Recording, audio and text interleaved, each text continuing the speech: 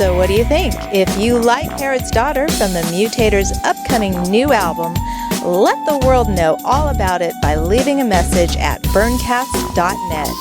And while you're there, click on the donate button to contribute to our podcast, because Burncast is not funded by the Burning Man organization, and so we rely on your help to keep bringing you these great stories and interviews from the community.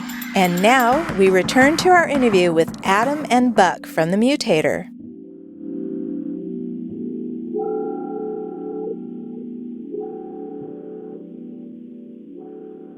So now, after all these years of a collective work, the founding member of Mutator, Maddie Nash, gets caught in a televised sting on Datelines to Catch a Predator.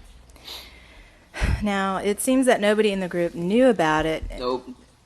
Am I incorrect? No, you're quite right. Oh, okay. You're quite, Nobody knew about it until February. Right. Well, with the exception of Crunchy, his wife, who, for obvious reasons would have known about that. Okay. So this was taped in September. September, I believe, 9th or 11th was when the incident itself happened, and it aired February, was it 7th-ish? Yeah. I don't know why I remember. Back from Burning Man, actually, and Maddie was sitting in a slammer. How did you individually find out? I found out. Okay, the show aired at 8:00. One thing I gotta stop. When you guys go back and forth like that, it really weirds the sound out. Just so you know. I'll stay put.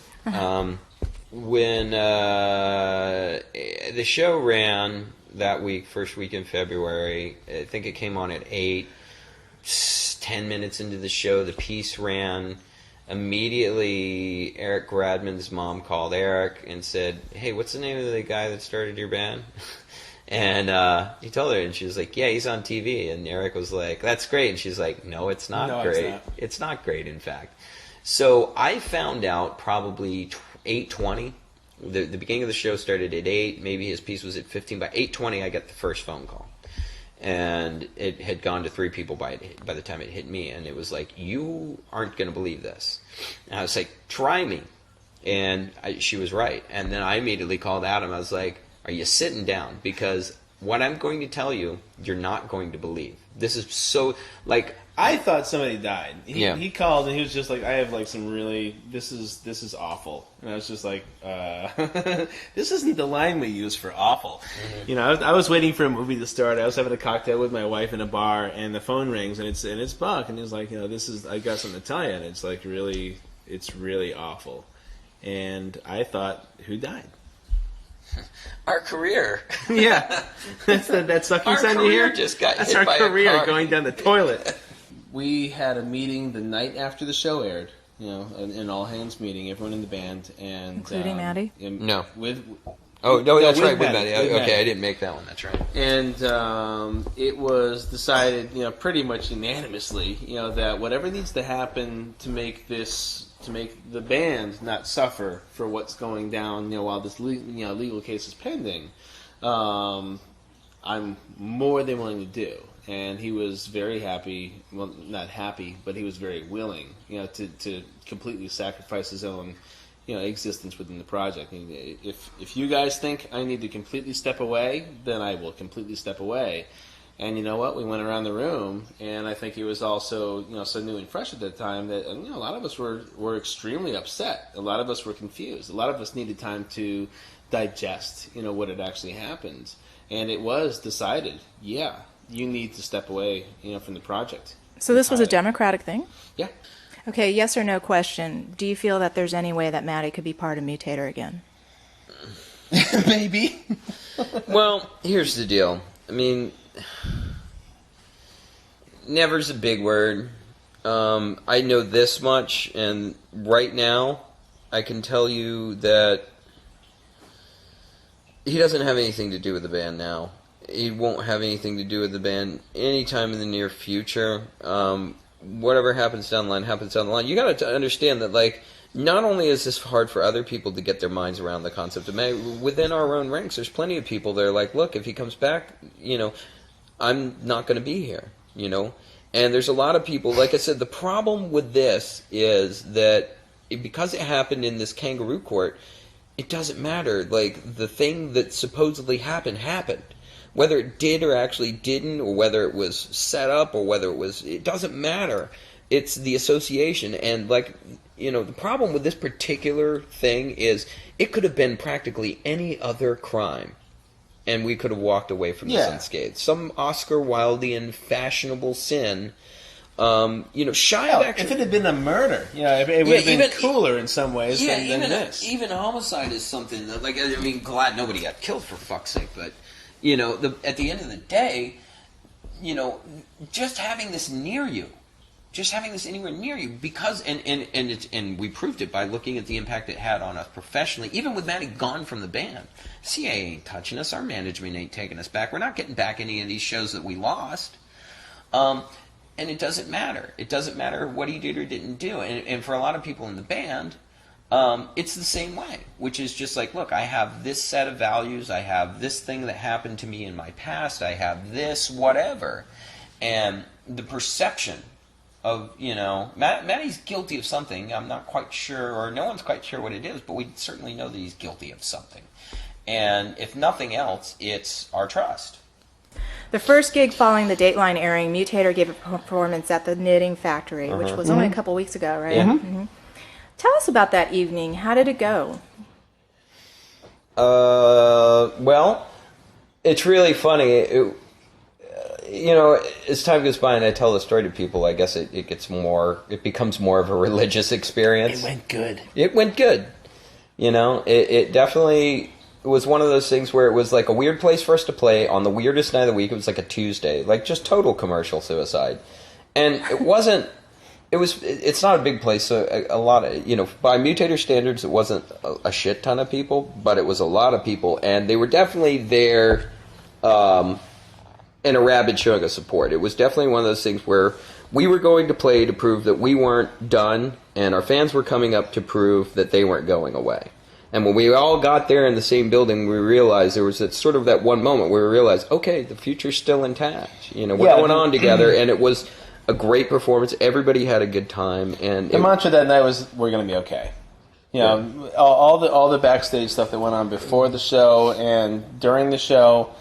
It was, I mean, people, for the last, third of the show, the stage itself was just, you know, swarmed with people. I had, you know, two different people, like, you know, behind my kit with me, playing the kit. It was the warmest, most affectionate, most loving, you know, audience and band experience I can recall. It's very therapeutic. Yeah, I think a lot of us, you know, we came close to, like, feeling like we could have lost this. This could have been it. And this was our chance to say, you know what, we're going to be okay. I'm so glad we had that show, too, because, like, really at that point, only 4 days had maybe gone by, 5 days, less than a week, I think, from the time the story broke. It was quick. So it was really quick. It was actually one of those things where you couldn't have planned that, and unfortunately it was quick enough to where the promoter wouldn't bag out of the show. Right. But, so it was already... Yeah, that was already on the books. It wasn't like, hey, we're throwing a show. It was planned. It just so happened that it coincided a week after the event. And there were, you know, a fair amount of, reporters and stuff there, and you know, namely the LA Times, you know, came down, and that was their chance to sort of, you know, check up on us and see what was going on. And luckily, they were pretty. You know, pretty behind the band. You know, they knew who we were. They respected who we were, and they didn't want to just, you know, sensationalize the story. They definitely wanted to, you know, kind of get a take on, you know, what now. They of course had to breeze by what happened and the whole, you know, national TV coverage of it all. But for the most part, you know, the article that came out with the Times was extremely empathetic, you know, to us. Yeah, it definitely was the first volley back, you know, because like we're going. The only side of the story that existed was the Maddie getting busted and the people that could connect Maddie with the Mutator, and at least in my world, every time the phone rang, it was like, Jesus Christ, please don't be more bad news. Yeah. Every time the phone would ring, it would be like, more bad news. I got more bad news for you. But the thing is, the LA Times piece was our first chance to get our spin on the story. In fact, they entitled their article called Mutator. It came out on my birthday, by the way. Happy birthday. Yeah, the article's entitled Mutator Won't Die. Yeah. Is that title accurate? Of course.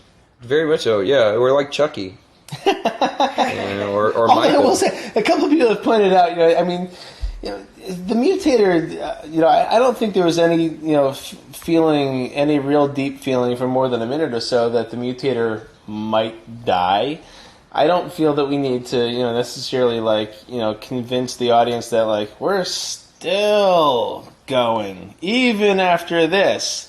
Of course we're still going. I mean, this is what we do. This is what we've been doing. This is, I guess it never really was an option. I guess this is no real surprise to anybody. We have to, regain our footing and stuff. But, for the most part, Susie Q is a dancer, and Buck and I write music, and KJ is, this incredible little sprite. And what else would we do, than this? So if we have to change our name, all right, that sucks, but we'll do it. Yeah, really, the impact on this really happens on a very cosmetic level, but it's also the level in which the money changes hands, unfortunately, and thus comes the business of show. But what do you mean? Well, here's the thing. Here's the thing about art. You can make fantastic art and never make a living doing it. It doesn't quantify your art as being bad or anything like that, or conversely, if you're very commercially successful, that your art is good. Art's art. And there are two ways you could go about it. And Burning Man has sort of always kind of applauded this Herculean effort for no money and to disappear afterwards. There was a great premium placed on that, actually, the ephemeral nature of the art. And it was almost like artistic martyrdom, really. This concept that we're going to make this monumental piece and then we're going to either destroy it or we're just going to piss a bunch of money away in time and effort and possibly destroy some friendships to make this piece of art. Well, our thing, because we wanted to keep it going, we had to figure out how to make it commercially viable. Well, now you enter into show business, and that takes managers, and there's a lot of stuff that has absolutely nothing to do about whether or not you're making good music or putting on a good show. It's phone calls, and it's emails. It's work. It's business. It's business. It's work. I can't tell you how many people, give us the sidelong glances, and especially in the early days, when they're like, we've heard there's a big buzz around you. We can see there's a huge crowd here. I'm tapping my foot. I'm having a great time. But how do I package this? How do I market it? What genre do you guys fall in? How do you quantify this? What bin at Warehouse Records do you guys actually fit in? Yeah. And that's kind of why we dealt as far into the music business as we could, which was to get a lawyer and an agency and a manager, just to keep us so that we could get better gigs and more money. Isn't your lawyer part of the band, the group? No. Oh, we deal with a pretty heavy guy named Milt Dolan. What about Laszlo? I thought he was one of your attorneys. No, he was never the attorney for the band. Yeah, he is an attorney. He hasn't been part of the project in Over at least a year. But he's an attorney, and he was in the band, but he was never the attorney for the band. Right. I misunderstood. Yeah. I think honestly, when he joined, we were kind of thinking, hey, we get legal services, but he practiced a different kind of law. I don't think it's. I mean, he knows. The kind of law that no one talks about. Yeah. You mean? I think he does First Amendment law, doesn't he? Yeah.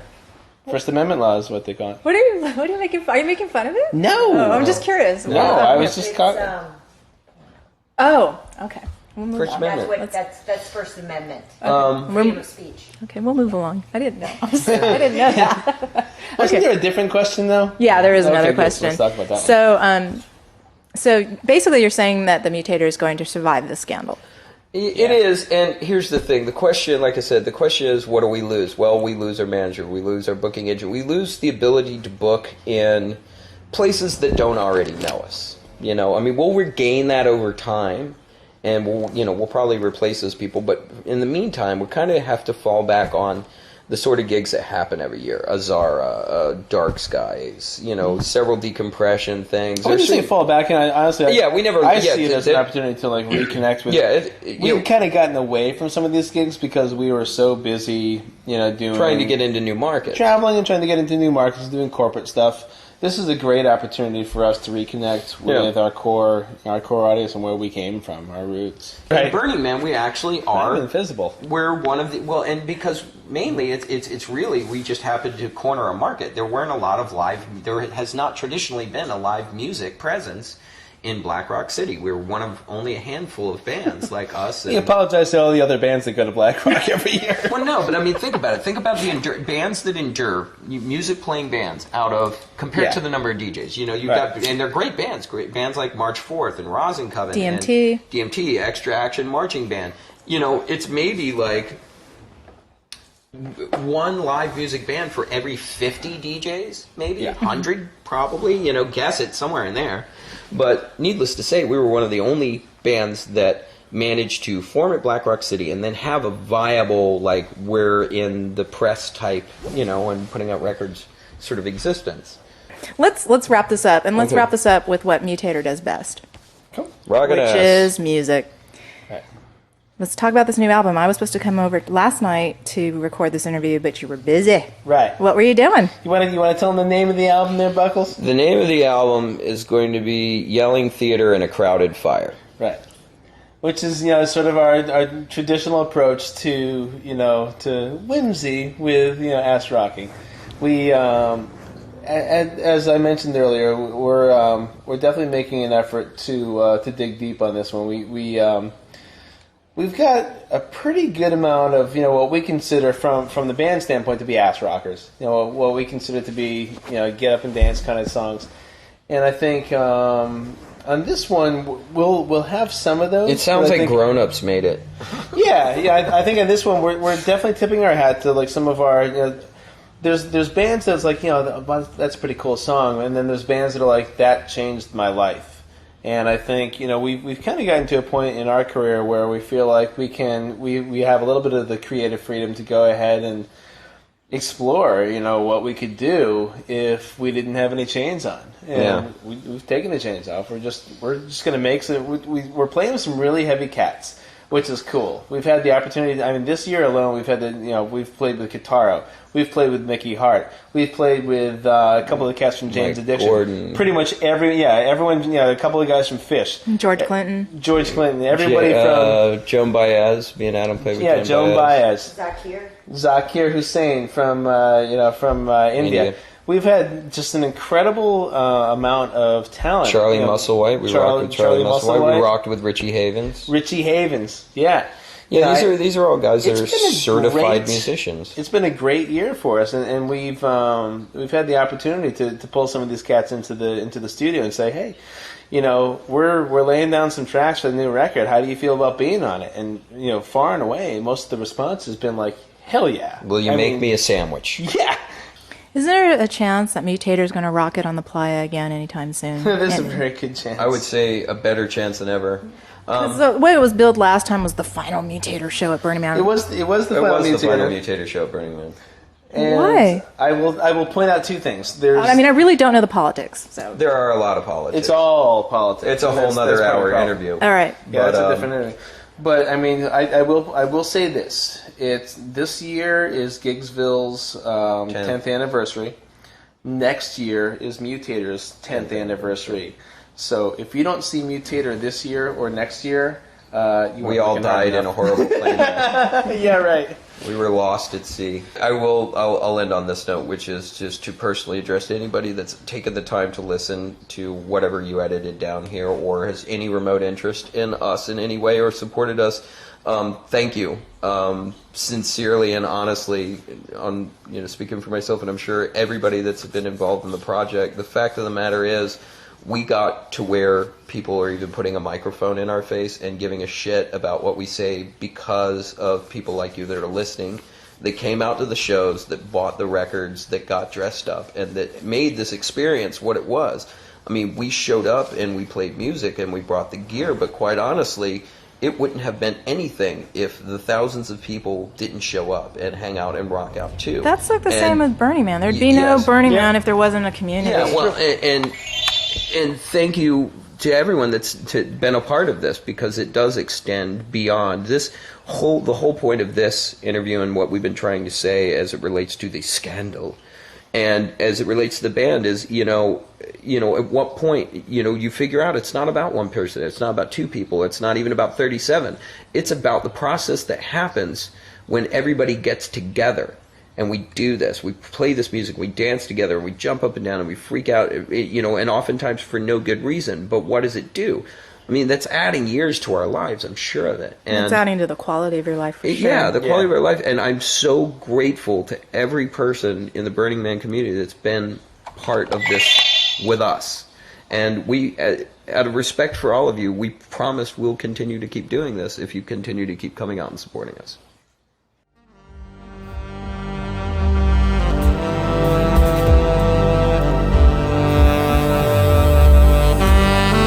This concludes our interview with Buck and Adam of the Mutator.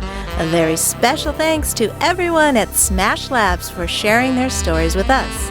Next week, Burncast wraps up the Mutator story with an interview with Mama Crunchy.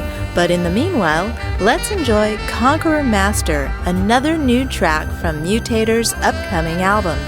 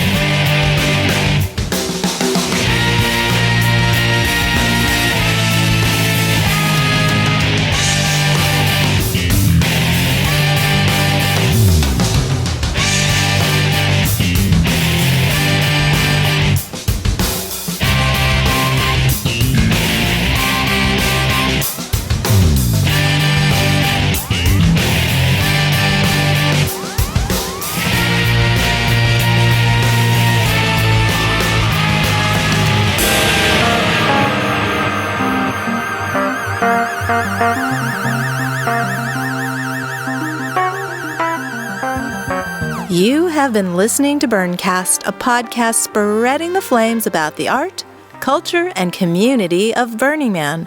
For more information, visit us at burncast.net. To contact us, please call the Burncast hotline at 206-350-1416 or click on the MyChingo audio recorder at our website to leave us a voice message. A very special thanks to Lecter of NoSpectators.com for hosting these podcasts.